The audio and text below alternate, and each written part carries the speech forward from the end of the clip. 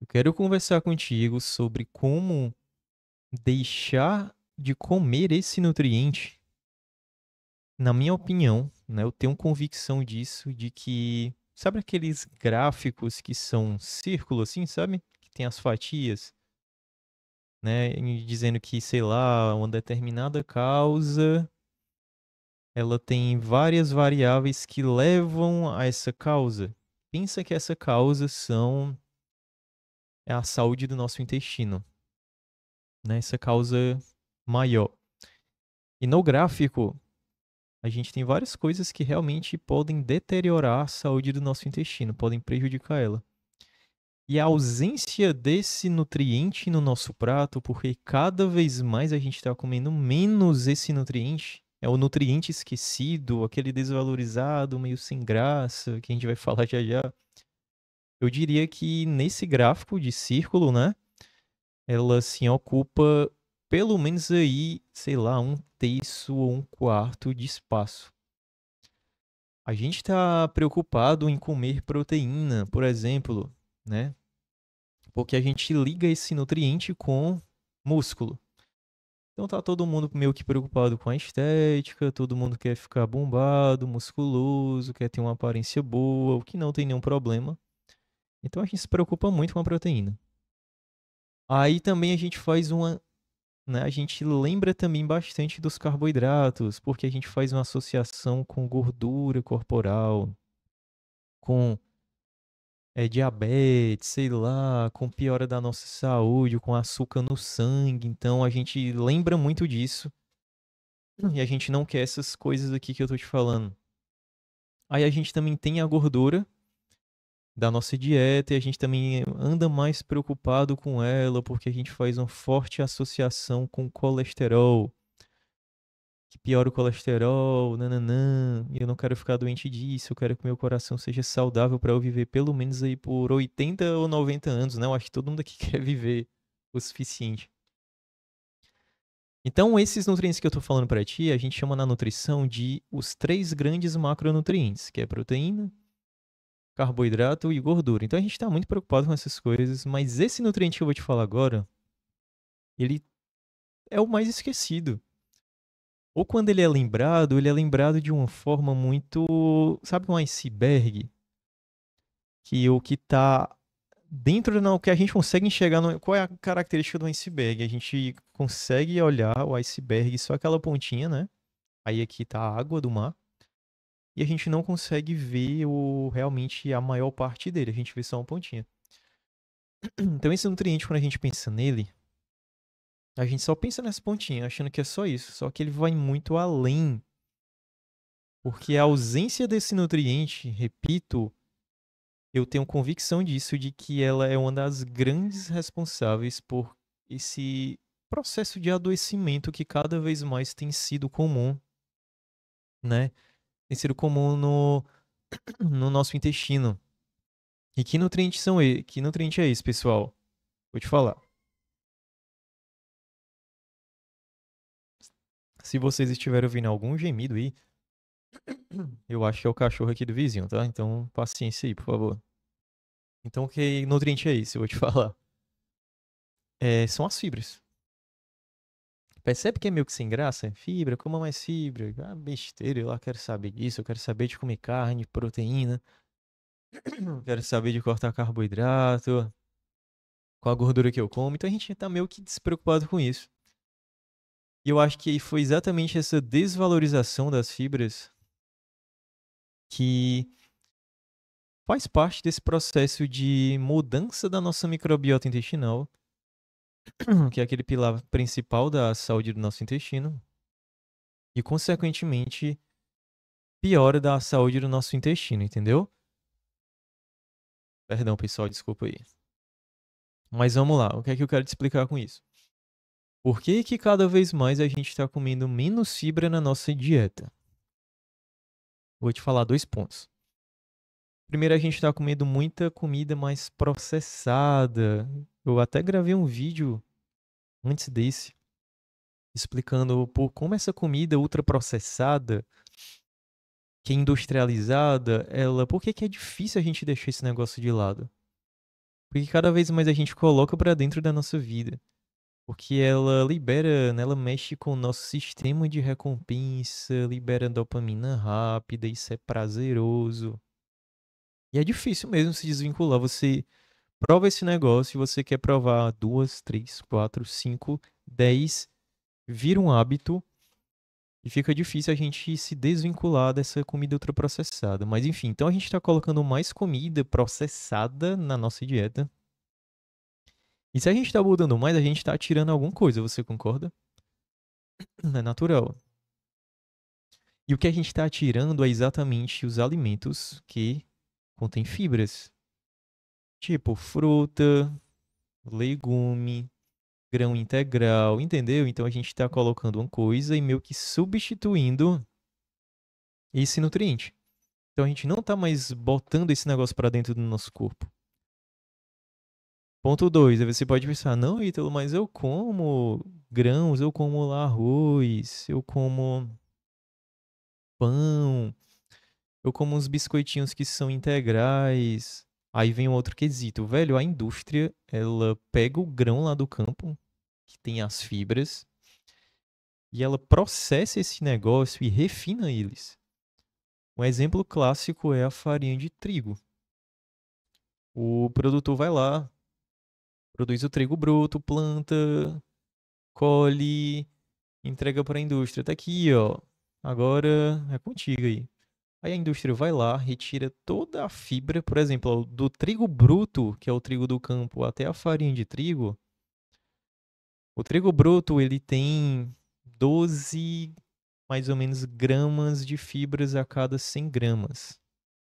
E a farinha de trigo tem 2 a 3 gramas a cada 100 gramas. Ou seja, é uma redução daqui para cá, do trigo aqui da plantação até a farinha de trigo, essa que a gente usa para fazer pão, bolo e tudo mais, é uma redução de 75% das fibras.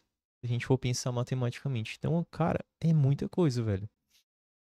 Entendeu? Então, tu às vezes fala, ah, não, mas eu tô comendo bolacha lá que diz que é integral. Mas se você for ver mesmo, do conteúdo dela, normalmente é 30% integral. Às vezes nem é integral de verdade. Às vezes, se você for olhar na lista de ingredientes, tem lá farinha de trigo, aí depois tem outra coisa, e depois tem farinha de trigo integral. Então, assim, na verdade, ele não é integral de verdade. Ele só bota um pouquinho de fibra lá para chamar o produto de integral, e na verdade não é. Aí o outro ponto, a gente come arroz, que beleza, é comida de verdade, mas é um arroz polido também, um arroz branco, porque ele também passa por esse processo de polimento. O arroz vem lá integral do campo e ele vira o arroz branco. Entendeu? Então o que eu quero que tu entenda é que cada vez mais a gente tá consumindo menos fibra. Menos fibra significa uma microbiota intestinal mais pobre, com maior chance de ter desbiose. Tô lendo um livro, é que ele não tá aqui. O nome do livro é Super Intestino. O autor é William Davis. E ele fala uma frase nesse livro, velho, que eu concordo muito. Ele fala assim: o homem moderno, ele. Todo homem moderno, né? Ou seja, a gente aqui, a gente tem algum grau de desbiose, seja ele mínimo, ou seja ele máximo no sentido dessa desbiose já ter levado uma doença. Uhum. E eu concordo de certo modo, porque como a gente está comendo menos fibra, a gente está deixando de fazer as nossas bactérias boas crescerem, porque como eu já expliquei aqui, acho que já em uma porrada de vídeo aqui, assim como tu precisa de água todo dia para teu corpo funcionar, para você viver, as bactérias boas do nosso intestino, elas também precisam de água. O perdão, água, olha. Elas precisam também de fibras para que elas também possam crescer, sobreviver, multiplicarem, entendeu? Então, fibra é como se fosse a água das bactérias boas. Então, cara, enquanto a gente não tiver comendo fibra, ou se a gente tiver comendo só um pouquinho ali, uma bolachinha integral que se diz integral e tudo mais, come só uma frutinha. E beleza, para quem não come nada de fruta, uma fruta já é lucro. Mas se tu já come uma, come duas, velho. Entendeu? Então, se a gente come só esse gato pingado, né? Usando que essa expressão que é bem comum aqui, de fibra, velho, você não vai estar alimentando essas bactérias boas e as ruins vão aproveitar a oportunidade. Por quê? Porque olha só que interessante, ó, tu não come fibra, tu não alimenta as bactérias boas. Mas tu tá comendo comida processada, e a comida processada que é rica em açúcar, gordura, por exemplo, e em certos aditivos, em sal, elas alimentam as bactérias ruins. Então, olha só, tu tá criando, tu, quando eu falo tu, é eu e tu e todo mundo, quase todo mundo tá fazendo isso. A gente tá criando um microambiente dentro do nosso intestino que favorece a desbiose, a inflamação e o aparecimento de doenças. É por isso que tá todo mundo doente. O intestino, de certo modo, em menor grau a maior grau, como diz lá o autor do livro Superintestino. Inclusive, eu tô fazendo até uma série de resumo desse livro. Se você tem interesse, olha aqui depois, tá na playlist. A gente tá no capítulo 5 lá. Mas vamos aqui adiante. E, cara, a fibra vai muito além, de voltando para essa coisa do iceberg, né? Que eu falei aqui no início do vídeo. E as fibras vão muito além de regular o intestino. Isso é importante. Você também não come, você não vai estar nem conseguindo fazer o número 2 direito, que é um negócio que era para ser nem preocupação da gente. Já parou para pensar isso? Que ter problema de fazer o número 2, que a gente chama de constipação, intestino preso, velho, nem era para ser um problema. Isso é um problema agora da metade do século XX para cá, é um negócio recente. Porque a nossa alimentação tá tão ruim, tá tão sem fibra, que a gente criou esse problema que antigamente nem tinha. Entendeu aí? Eu disse da metade, né, a segunda metade do século XX para cá, porque foi quando os industrializados eles entraram nas nossas vidas com mais força. Mas eu acho que eu nem iria tão longe, eu diria, sei lá, meu avô, velho, minha avó. Eu acho que minha avó, minha bisavó. Infelizmente eu não conheci eles em vida. Mas eu acho que minha avó, porque é mais comum em mulheres constipação, né? Ou minha bisavó não tinham esse mesmo problema de constipação e intestino preso como, sei lá, as mulheres hoje da minha idade têm. Casa dos 30 anos aí, eu tenho 33. Enfim, vamos botar aí 30 anos. Eu acho que não tinha, entendeu? Então, assim, vai muito além disso, isso é importante. Aí eu vou te dar só um exemplo aqui. Cara, quando tu come fibra, só pra tu entender como é importante, como é muito mais profundo. Quando tu come fibra aí, tu come aveia, um exemplo. A aveia tem uma fibrazinha lá chamada de beta-glucana. Ou pode ser outro exemplo, pode ser a banana. Tem uma fibra lá chamada de amido resistente, enfim. E essa fibra, quando ela entra, ela passa praticamente indigerível, ela é praticamente indigerível para o nosso trato gastrointestinal, então ela entra na boca, esôfago, estômago, intestino, ela não é modificada. A gente não consegue alterar ela, não consegue digerir esse negócio, não consegue absorver. Só que ela, então, como a gente não consegue absorver esse negócio, nem digerir, ela vai passando, passando até chegar onde? Na última porção do nosso intestino, que a gente chama de cólon, que é o intestino grosso, né? Uma das partes do intestino grosso. E lá no cólon, já expliquei pra ti em alguns vídeos aqui, existe um negócio chamado de microbiota intestinal. E essas bactérias veem esse negócio e elas, caraca, velho, chegou a hora da comida, chegou a hora da felicidade. O cara comeu aveia. Olha aí, o cara tá me ajudando. Aí elas começam a fermentar, né? Que fermentar entenda como se fosse o processo delas se alimentarem. E quando elas fermentam, elas liberam. Olha só, você alimenta as bactérias e elas te recompensam ainda. Você dá fibra para ela e ela recompensa o teu intestino mais precisamente. Por quê? Porque quando ela pega essa fibra, ela fermenta, ela forma um grupo de substâncias, um grupo de moléculas, que elas agem como sinalizadores de controle da inflamação. Uma das substâncias mais conhecidas e mais estudadas é o butirato. Então, esse butirato, ele chega, ele é produzido pela fermentação das fibras lá no teu intestino. Tô olhando aqui para baixo para ver o tempo de gravação.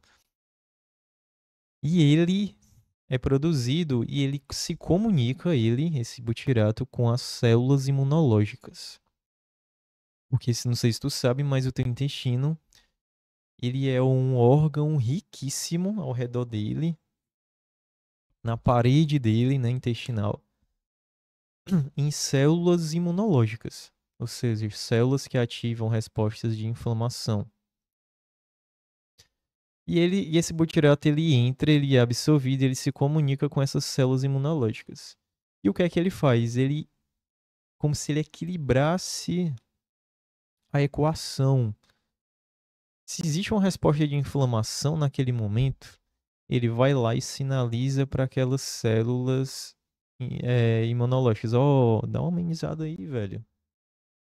Ele ativa outras células que são anti-inflamatórias. E essas células anti-inflamatórias, elas é como se elas silenciassem transitoriamente as células que inflamam e aí, se está muito inflamado o intestino, ele se equilibra. Então olha só que interessante. Tu quer um motivo maior do que isso? Para que tu invista em comer fibra? Eu quero que talvez esse seja a parte mais importante desse vídeo. Eu quero que a partir de hoje, se tu chegou até essa parte aqui do vídeo, é óbvio, né? Eu quero que tu comece a pensar sobre fibras não apenas como um me ajuda aí no banheiro. Isso é muito raso. Eu quero que tu pense nelas como um nutriente anti-inflamatório. Enquanto tá todo mundo aí atrás de coenzima Q10, vitamina D, a alga do mar morto, sei lá, a galera todo ano existe aí algum produto do não, um monte de produto da moda aí. Enquanto a galera tá olhando pra esse negócio achando que isso vai resolver a vida deles, cara, foca só nessa questão das fibras na tua dieta. Eu sei que esse conselho ele é bem generalista, pode ser que tu tenha uma situação em que comer mais fibras piore, sei lá, os teus sintomas, mas esse conselho eu acredito que ele abrange a maioria das pessoas, eu diria mais de 90% assim, brincando. Então, sai desse modus operandi, dessa moda de suplementação anti-inflamatório e só faz esse básico, esse arroz com feijão que funciona.